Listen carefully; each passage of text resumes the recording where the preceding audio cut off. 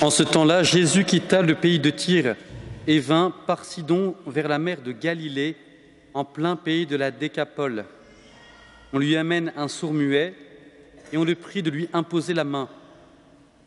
L'entraînant hors de la foule à l'écart, il lui mit les doigts dans les oreilles. Il prit de la salive et lui toucha la langue. Il leva les yeux vers le ciel et il gémit. Puis il dit « Ephphatha », c'est-à-dire « Ouvre-toi ». Ses oreilles s'ouvrirent et du coup fut dénoué le lien de sa langue et il parlait normalement. Jésus leur commanda de ne rien dire à personne, mais plus il le leur commandait, plus ces gens proclamaient la nouvelle. Ils étaient extrêmement frappés et ils disaient « Il a bien fait toutes choses, il fait entendre les sourds et parler les muets. » Laos tibi Christe.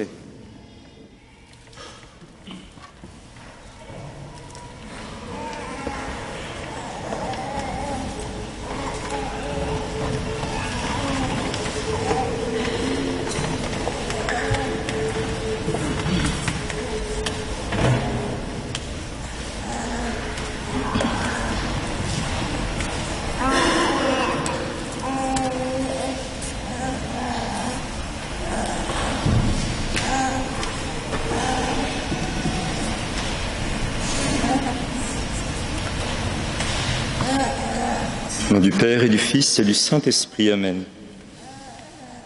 Bien, chers frères et sœurs, saint Paul nous dit dans l'épître d'aujourd'hui « Frères, je vous rappelle la bonne nouvelle que je vous ai annoncée. Avant tout, je vous ai transmis ceci, que j'ai moi-même reçu.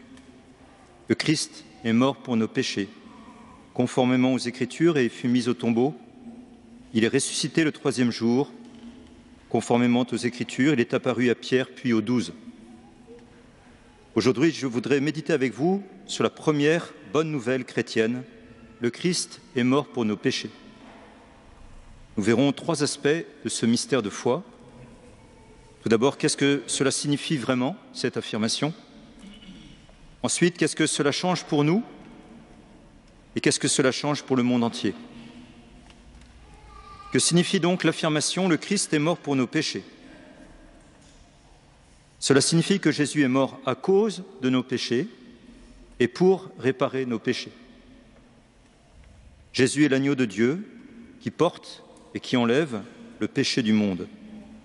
Cela signifie que Jésus, vrai Dieu et vrai homme, deuxième personne de la Sainte Trinité, né du Père avant tous les siècles, consubstantiel au Père, s'est incarné par l'œuvre de l'Esprit Saint dans le sein de la Vierge Marie afin de mourir pour nous sur la croix.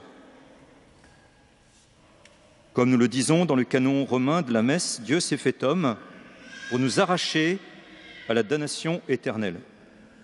Pas moins. Dieu s'est fait homme pour nous arracher à la damnation éternelle. À cause du péché originel et à cause de nos propres péchés personnels, nous devions être tous damnés, coupés de Dieu, ici-bas et pour l'éternité. Pour détruire les œuvres du diable, comme le dit saint Jean dans sa première épître, pour détruire les œuvres du diable, Dieu s'est fait homme et il est mort pour nous sur la croix. Jésus a pris sur lui nos péchés, les vôtres et les miens, la responsabilité de nos péchés, et il a offert à son Père, en notre nom, un amour plus grand, une obéissance plus grande que le poids de nos péchés. Jésus a surcompensé la dette de nos péchés par son amour et par son obéissance. Il a payé le prix de notre rachat. Nous étions esclaves, il nous a libérés.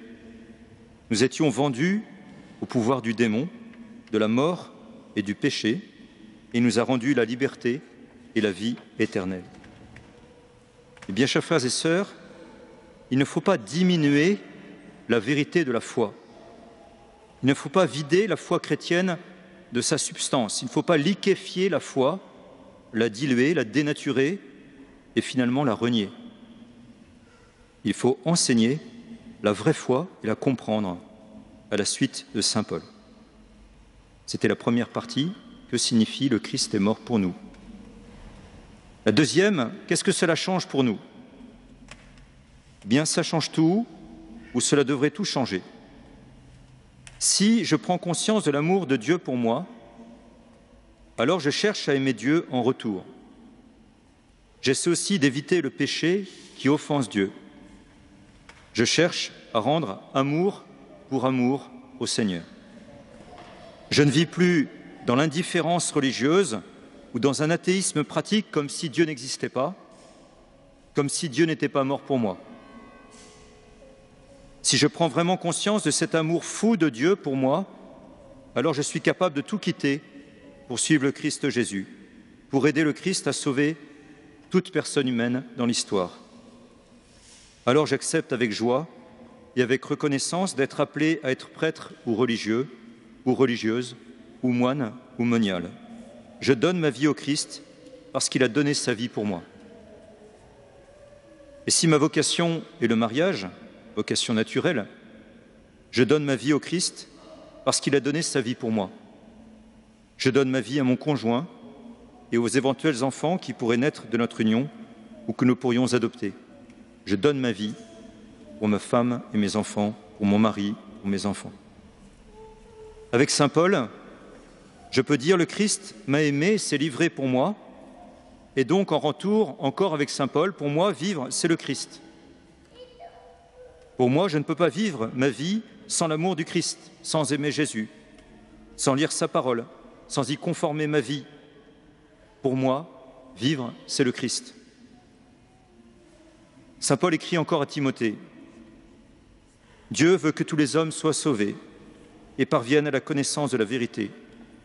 En effet, il n'y a qu'un seul Dieu, il n'y a aussi qu'un seul médiateur entre Dieu et les hommes, un homme, le Christ Jésus, qui s'est donné lui-même en rançon pour nous.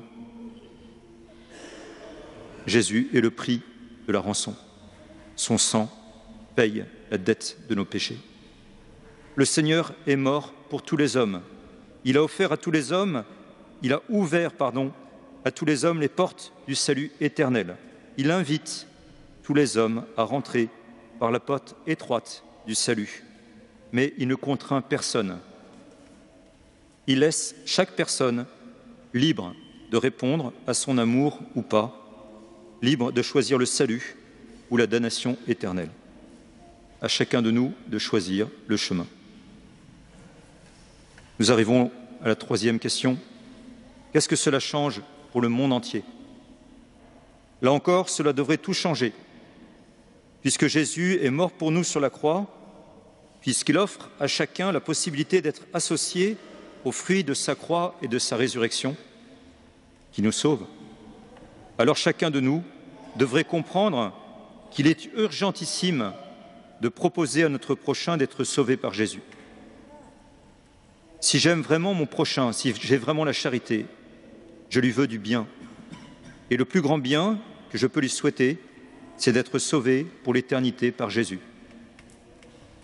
Ici, nous retrouvons l'épître d'aujourd'hui. Saint Paul rappelle le contenu de la foi aux habitants de Corinthe, puis il parle de sa vocation personnelle vis-à-vis de son prochain. Je reprends Saint Paul. Frères, je vous rappelle la bonne nouvelle que je vous ai annoncée. Avant tout, je vous ai transmis ceci que j'ai moi-même reçu. Le Christ est mort pour nos péchés, conformément aux Écritures, et il fut mis au tombeau. Il est ressuscité le troisième jour, conformément aux Écritures. Il est apparu à Pierre, puis aux 12. Et ensuite, il est apparu à plus de 500 frères à la fois. Ensuite, il est apparu à Jacques, puis à tous les apôtres. Et en tout dernier lieu, il est même apparu à l'avorton que je suis. Car moi, je suis le plus petit des apôtres. Je ne suis pas digne d'être appelé apôtre, puisque j'ai persécuté l'Église de Dieu. Mais ce que je le suis par la grâce de Dieu, et sa grâce venant en moi n'a pas été stérile. Je me suis donné de la peine plus que tous les autres. À vrai dire, ce n'est pas moi, c'est la grâce de Dieu avec moi. Dans quel but saint Paul s'est-il donné de la peine? Pour faire connaître la bonne nouvelle du Christ Sauveur. Agissait-il par ses propres forces? Non et oui. Oui, parce qu'il a décidé de témoigner du Christ, et non, car c'est d'abord la force du Christ qui agissait en sa faiblesse et qui lui donnait d'évangéliser c'est-à-dire d'annoncer la bonne nouvelle du salut offert à tous les hommes. Et saint Paul, en cela, est pour nous tous un modèle de vie chrétienne. Certes, heureusement, nous n'avons pas persécuté, probablement, vous et moi, l'Église de Dieu, comme lui. Mais comme lui, nous avons été choisis par Dieu afin d'être apôtres, envoyés aux autres, apostolos, envoyés aux autres pour apporter la bonne nouvelle. Le Christ est vraiment mort pour tes péchés. Il est ressuscité pour ta justification. Il t'invite au banquet éternel des noces de l'agneau. En conclusion, premièrement, ne falsifions pas la parole de Dieu, la révélation de Dieu, le message du salut. Deuxièmement, essayons de répondre à l'amour de Dieu par notre propre amour de Dieu. Et troisièmement, n'ayons pas peur de proposer le salut à notre prochain avec et par la force de la grâce de Dieu. Enfin, nous touchons ici l'importance de la messe dominicale. Chaque dimanche, nous venons écouter le message du salut, la vraie foi. Nous venons offrir ensemble à Dieu le Père l'unique sacrifice qui nous réconcilie avec lui. Et nous y refaisons nos forces afin de mener à bien notre mission d'apôtre et d'évangélisateur. Amen. Au nom du Père et du Fils et du Saint-Esprit. Amen.